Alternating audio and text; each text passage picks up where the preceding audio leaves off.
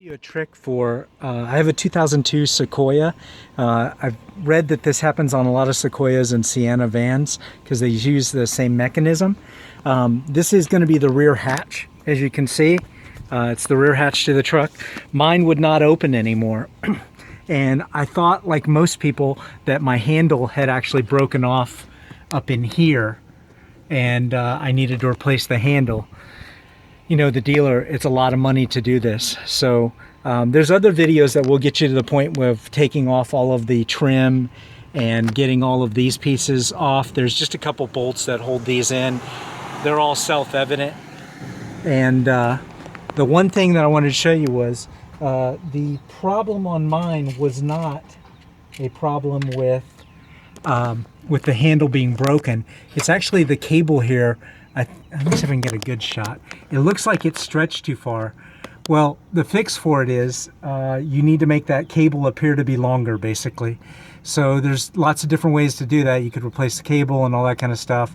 But the inexpensive way, and actually somebody actually was in here and did this before, they just added a bunch of split washers on this to make it longer. You can see here, let me try and...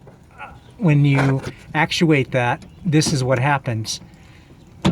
And that right there, once it gets far enough away, it obviously, boom, it pops the lock for you.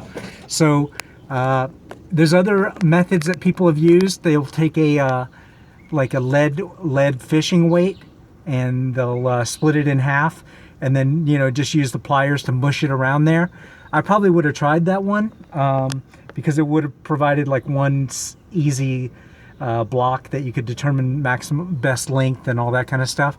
But in the absence of that, I just went with what the people did before on this one, which is I'll show you here. They just used split washers. In case you don't know what a split washer is, let me see if I can get a good picture of it here. It's just a washer that you might have seen it. It's also called a lock washer. Dang it, I can't get a good one there. Maybe you can see that. But it's a washer that has a cut in it. And then basically it provides continuous pressure against the nut that you're attaching to it and basically locks it in place. Well, anyways, if you just bend these open a little bit wider, they'll actually fit over that cable. And then once they're in place, you can just mush them back together, effectively making it like you're adding a bunch of washers. So I added 4 more washers to mine and it's working perfectly now. So basically for the cost of a couple of washers, which I already had a, you know, this is a $5 pack from Harbor Freight. I already had these for other projects, so I recommend buying like those and lots of other stuff like that for your house and for your automotive because you never know when you're going to need it. But anyways, it's working perfectly now, so it might be worth a try for you if yours is the one that doesn't have a broken handle, but instead just has the stretched cable. So pretty much the effort to get in there is the same. Mine already has, it looks like they've already swapped out the latch for the metal one, the upgraded metal one. If you're gonna do the handle swap, definitely go with the metal one.